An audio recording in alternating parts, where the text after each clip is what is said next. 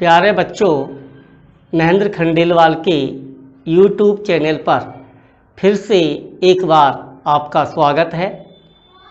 आशा करता हूँ कि आप घर पर ठीक प्रकार से होंगे। आजकल कोरोना की बीमारी ज़्यादा चल रही है, उससे आप सुरक्षित रहें। बच्चों, राजस्थान बोर्ड ने आपका कोर्स कम किया है और जो कोर्स कम किया है अब मैं उसको छोड़कर बाकी का जो आपका 60% कोर्स है उसको यूट्यूब पर डाल रहा हूँ।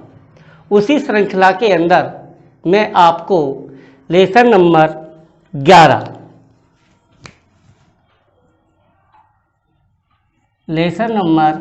11 कार्य ऊर्जा शक्ति। अब राजस्थान बोर्ड ने इसका जो अंक भार किया है, अंक भार जो किया है वो 7 अंक का किया है। यानी कि आपकी बोर्ड परीक्षा में इस लेसन में से 7 अंक के प्रश्न पूछे जाएंगे। तो और इसमें से आपके जो ऊर्जा वाला टॉपिक है उसको बिल्कुल हटा दिया गया है। इसके अंतर्गत आप कार्य पढ़ेंगे, कार्य के प्रकार पढ़ेंगे, इसके बाद कार्य का मात्रक और जूल और अर्ग में संबंध, इसके बाद शक्ति और शक्ति के बाद विद्युत ऊर्जा। ये चीज़ें आपको इस लेसन के अंदर पढ़ना है। तो हम सबसे पहले इस लेसन का इंट्रोडक्शन लेते हैं।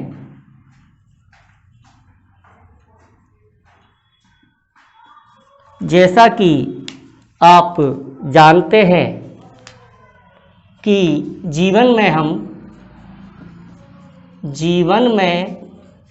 हम अनेक गतिविधियां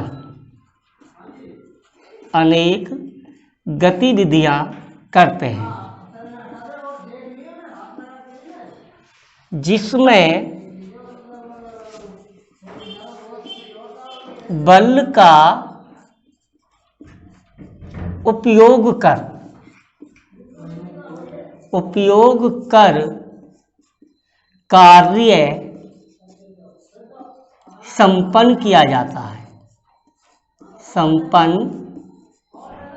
जाता है। कार्य संपन्न करने के लिए हमें ऊर्जा की आवश्यकता होती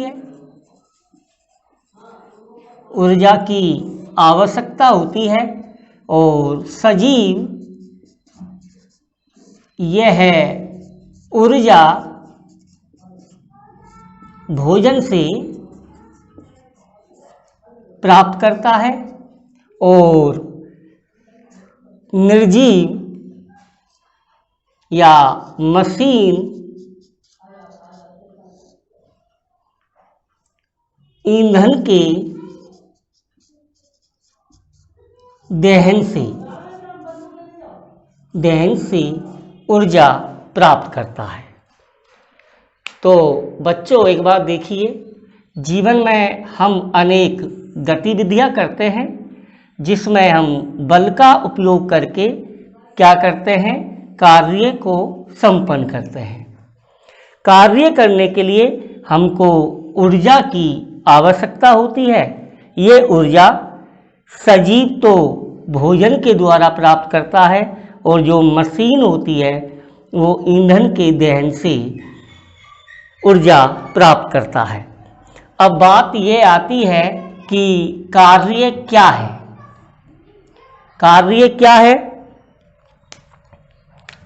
कार्य बल का उपयोग कर विराम अवस्था में बल का उपयोग कर किसी वस्तु की किसी वस्तु की विराम अवस्था में परिवर्तन करना या किसी गतिशील वस्तु के वेग में परिवर्तन करना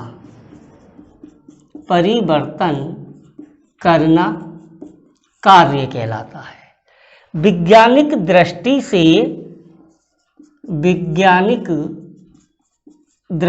से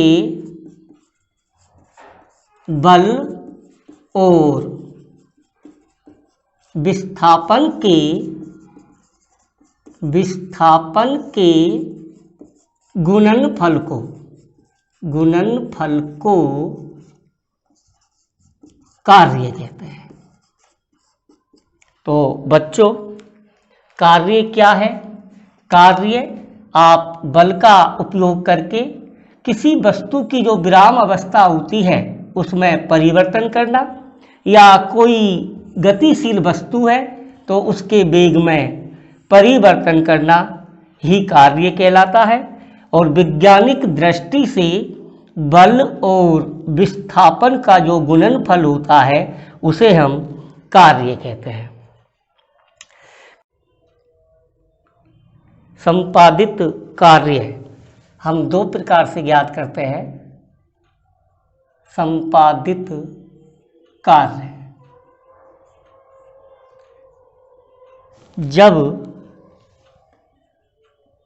जब बल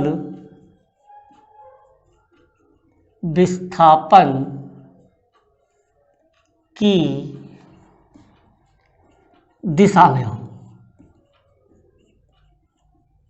तो किया गया कार्य की गणना हम कैसे करते हैं।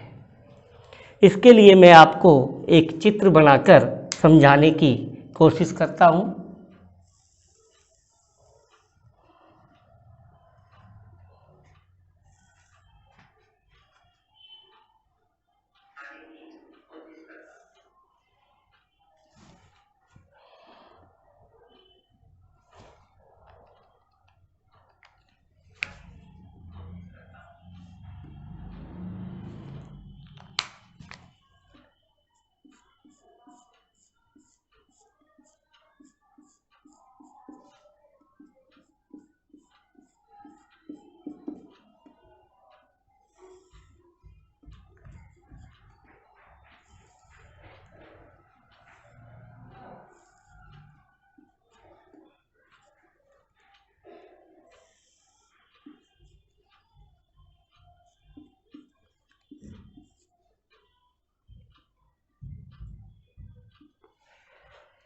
किसी समय वस्तु P स्थिति पर स्थित है और इस पर हमने F बल लगाया तो ये वस्तु कुछ समय के बाद S दूरी तय करके P1 स्थिति पर आ जाती है। अर्थात बल और विस्थापन दोनों एक ही दिशा में है। अतः किया गया कार्य बराबर होता है बल गुणा विस्थापन।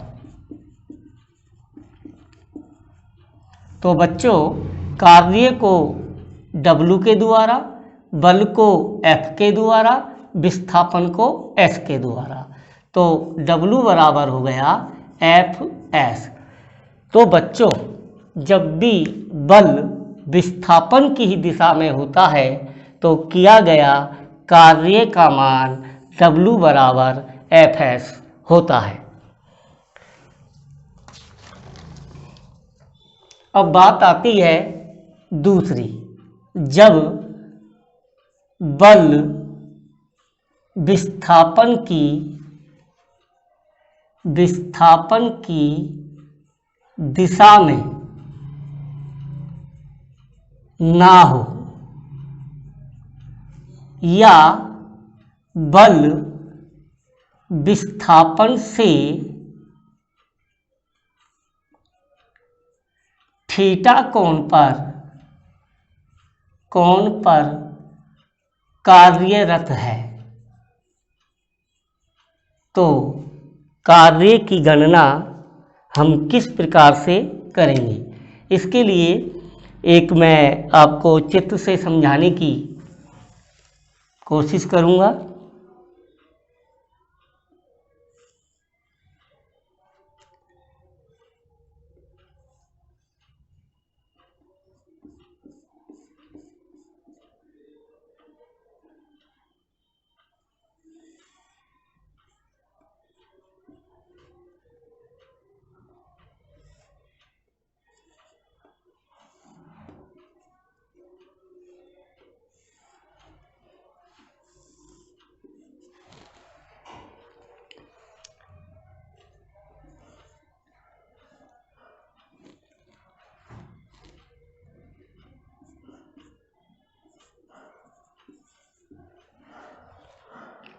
बच्चों, इसे अपन एक खिलौना गाड़ी मानकर चलते हैं।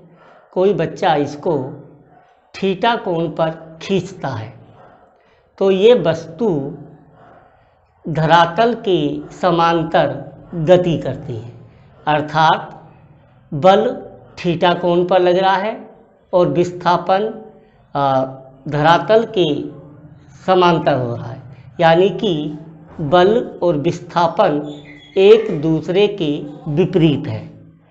तो किया गया कार्य, तो बल का घटक हो जाएगा F कोस थीटा। बल का जो घटक है वो हो जाएगा F कोस थीटा, और कार्य बराबर होता है बल गुणा विस्थापन, अर्थात W बराबर बल कितना आएगा F कोस थीटा, विस्थापन कितना हो रहा है S, तो W बराबर आ जाएगा F S कोस थीटा। तो बच्चों, आपको ध्यान रखना है, जब बल विस्थापन से थीटा कोण पर कार्य करता है तो किया गया कार्य का मान W बराबर Fs कोस थीटा होगा। और दूसरी बात तो मैंने आपको पहले बताई थी, जब बल और विस्थापन एक ही दिशा में हो तो किया गया कार्य का मान W बराबर Fs होता है। अब हम थीटा का मान अलग अलग रखकर कार्य की गणना करेंगे।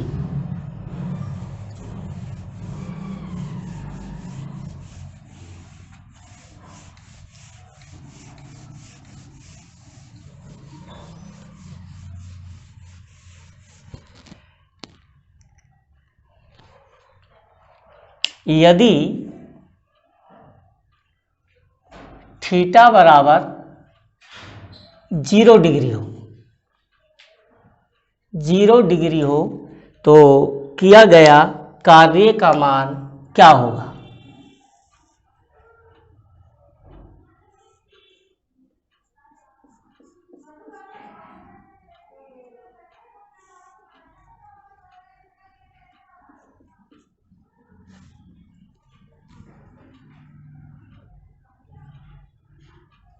और ये गति भी S कर रही है, यानी कि हम इस पर F बल लगा रहे हैं तो ये S दूरी तय करती है।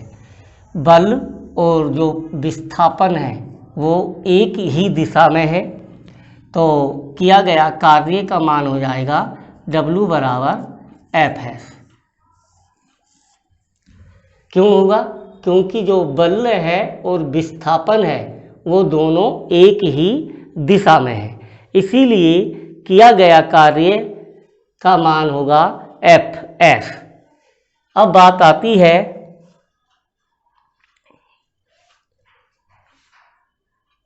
किया गया कार्य का मान होगा Fs। ये कैसे आया? W बराबर होता है Fs कोस थीटा और W बराबर हो जाएगा Fs कोस 0 डिग्री और W बराबर Fs इंटू 1, क्योंकि चूँकि कोस 0 डिग्री का मान होता है 1, इसीलिए W बराबर आ गया Fs।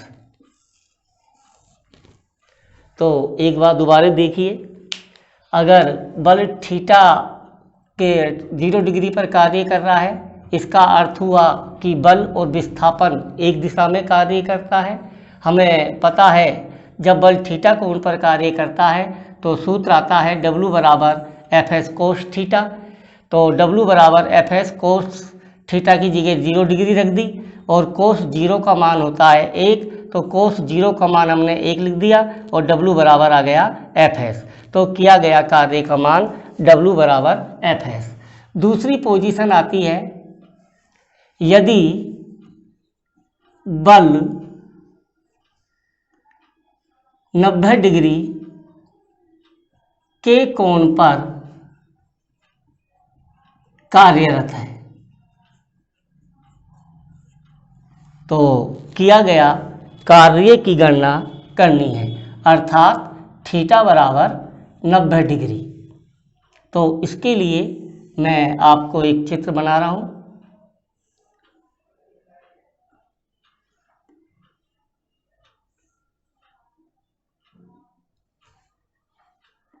इस वस्तु पर इसके भार के कारण जो गुरुत्वीय बल लगेगा वो mg लगेगा और ये 90 डिग्री के हम कोण पर इस पर बल कार्यरत है, तो mg और ये दूरी जो तय करता है वो s करता है।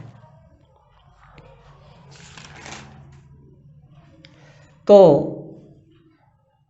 गुरुत्वीय बल इसके भार के कारण mg लगता है और तो W बराबर हो जाएगा Fs कोस थीटा और W बराबर Fs कोस 0 डिग्री, 90 डिग्री, 90 डिग्री, तो W बराबर Fs इंटू 0, क्योंकि कोस 90 डिग्री का मान होता है 0, तो W बराबर हो गया 0। अतः गुरुत्वीय बल के विरुद्ध किया गया कार्य का मान 0 होता है। बच्चों, आपको याद रखना है, ये बोर्ड में काफ़ी बार क्वेश्चन आता है कि गुरुत्वीय बल के विरुद्ध किया गया कार्य का मान क्या होता है, तो आपको बताना है 0 होता है। जब बल विस्थापन के 90 डिग्री के कोण पर कार्य करता है तो किया गया कार्य का मान 0 होता है,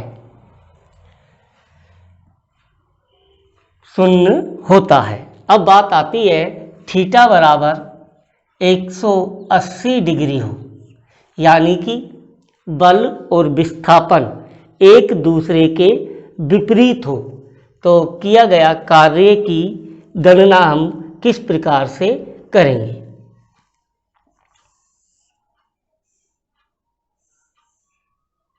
ये कोई वस्तु है, इस पर बल इधर की साइड लग रहा है और ये गति इधर कर रही है, तो बल और विस्थापन में जो कोण आता है वो 180 डिग्री का कोण आ जाता है, यानी कि बल और विस्थापन एक दूसरे के विपरीत है। तो हम जानते हैं कि W बराबर होता है Fs कोस थीटा, W बराबर Fs कोस 180 डिग्री, W बराबर Fs इंटू -1, क्योंकि चूँकि कोस 180 का मान होता है -1, तो W बराबर ये आ गया W बराबर -Fs और इसे हम ऋणात्मक कार्य कहते हैं। तो याद रखना है आपको बच्चों, जब बल और विस्थापन एक दूसरे के विपरीत कार्य करते हैं तो किया गया कार्य का मान आएगा W बराबर माइनस Fs। तो एक बार दोबारा देखिए, जब थीटा का मान 0 डिग्री है, इसका अर्थ है बल और विस्थापन एक ही दिशा में है, तो किया गया कार्य का मान आएगा W बराबर Fs। दूसरी बात, यदि बल का मान 90 डिग्री यानी कि थीटा का मान 90 डिग्री है तो किया गया कार्य का मान 0 होगा। और अगर बल और विस्थापन एक दूसरे के विपरीत है अर्थात 180 के डिग्री पर कार्यरत है तो किया गया कार्य का मान माइनस Fs आता है। इसके बाद आता है कि m द्रव्यमान की कोई वस्तु है, उसे हम h ऊंचाई से पृथ्वी तल पर गिरते हैं तो किया गया कार्य की गणना कीजिए। वो हम इस प्रकार से कर सकते हैं।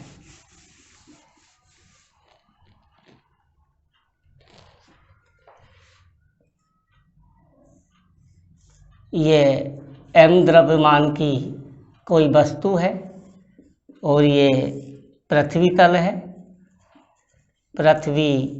है, उसको हम h ऊंचाई से गिरते हैं।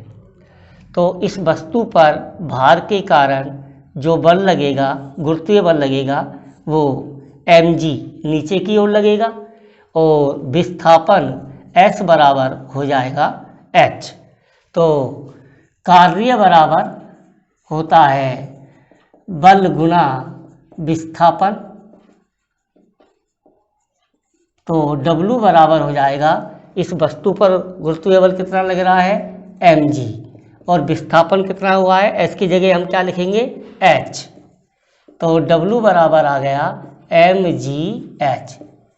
तो हमें mgh कार्य करना पड़ेगा जब m द्रव्यमान की कोई वस्तु को h ऊंचाई से पृथ्वी तल पर गिराते हैं तो कार्य का मान आएगा mgh।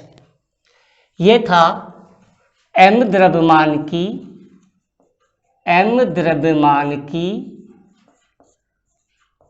वस्तु को h ऊंचाई से पृथ्वी तल पर गिराने पर किया गया कार्य। तो किया गया कार्य क्या होगा, mgh होगा, क्योंकि इस वस्तु पर ये गुरुत्वीय बल लगेगा, उसका मान होगा mg और वो s की जगह आ जाएगा h। तो कार्य बराबर होता है बल गुना विस्थापन, तो बल आ गया mg, विस्थापन आ गया h, तो W बराबर आ गया mgh। अब बात ये आती है, कोई वस्तु वर्तुल गति पर, वर्तुल पथ पर अभिकेंद्रीय बल द्वारा किया गया